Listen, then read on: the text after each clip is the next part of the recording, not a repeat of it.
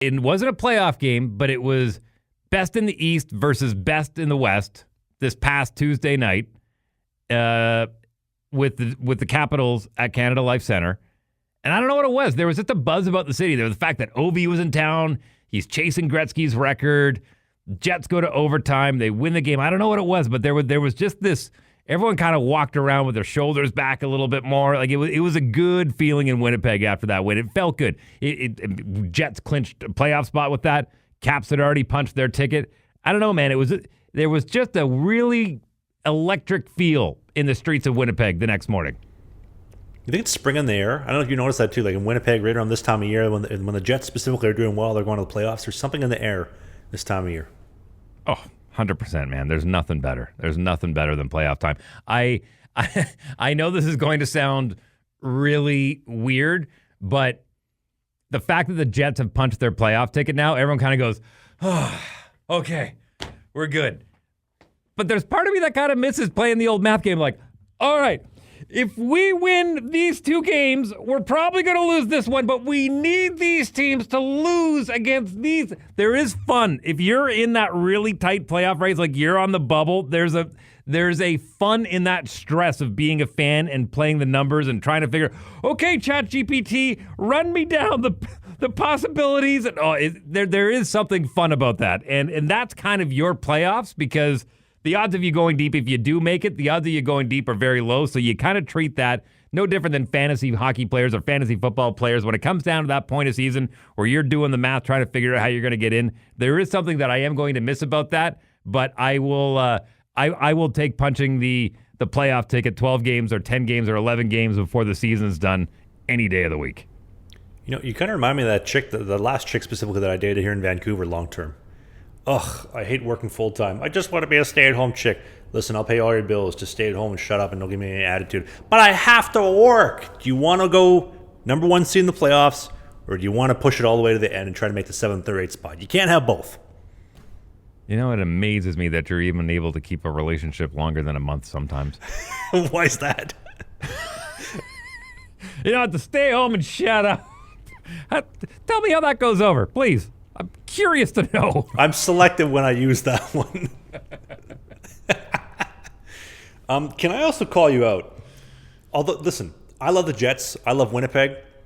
Your take last year when you said, I'm all in on the Jets. They're going to get it done. This year's the year. And that take aged like spilt milk. Matter of fact, spilt milk wouldn't have aged as bad as yours. Yours was milk sitting in the fridge for 3 months, gone so sour, it walked itself out of the fridge and out the front door. That's how bad your take was last year. Look, bad dairy still turns into yogurt. And I've been waiting, and now it's turning into yogurt, and everyone loves the yogurt. So I stand by my comments last year. I do. The Jets were ready. They were ready to go. They ran into an absolute powerhouse with the Colorado Avalanche. By the way, hot take. You know, you like hot takes on this show? I've got a bit of an inside track that one of the best players in the Colorado Avalanche lineup could be making a return sooner than later to help accompany Charlie Coyle and Nathan McKinnon. Is it the Landeskog? I'll let you figure out who that is, but I have it on good authority that he's coming back sooner than later. And back to my point, the Jets were ready. They had the team. They had all the puzzle pieces in place. Unfortunately, Connor Hellebuck, I don't want to hang it on him.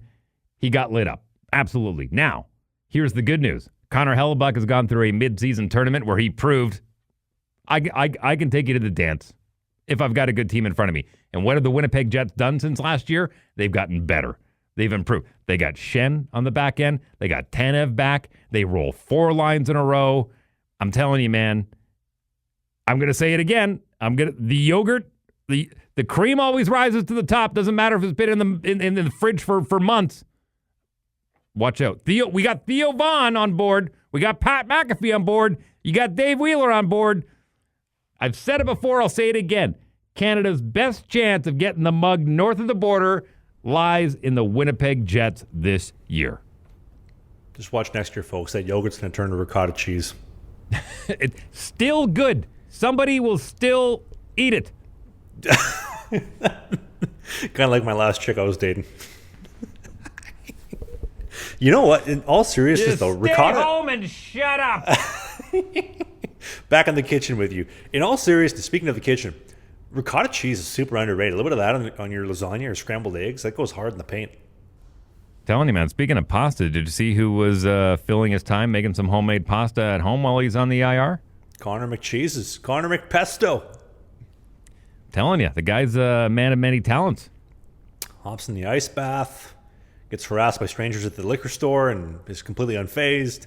Makes pasta. You see him sheeting that pasta. I don't know if Lauren's been teaching him. He's been doing some type of like cooking class, but he looks like a seasoned pro right there. Okay, well, look, go a little deeper. As a guy who has actually taken culinary arts at Red River College, and you know your way around a kitchen, go ahead and give him a rating. How did he do? Well, it looked like and I'll put the video in the video version of the show. If you're on the audio version of the show, he's got like your typical Williams Sonoma like pasta machine, and he's worked the pasta. It looks good. It looks like it might be like some type of like sun-dried tomato pasta, I'm assuming. And he's working it through the sheeter, and typically you put it through the sheeter in the thickest setting and then slowly work your way down to go like 10, 5, 3, 1 to get it like thin. Obviously, depending on the thickness, it depends on what kind of pasta you're making. Looked like he was going past 1. It looked pretty good. Looked like he knew what he was doing, or at least he'd done it once or twice before. I don't know if maybe Lauren took 5 or 6 takes because she was the one filming him, but pasta looked good. I would. I know I'd never get the invite because they'd be afraid of Dave, my co-host, sleeping on their driveway, their heated driveway, I might add. But I'd love to come for some pasta at the McDavid household. Absolutely. Look, I once upon a time dessert. I did. I'll bring dessert. I'll bring the milk. Hey, if you enjoyed this video, hit the subscribe button.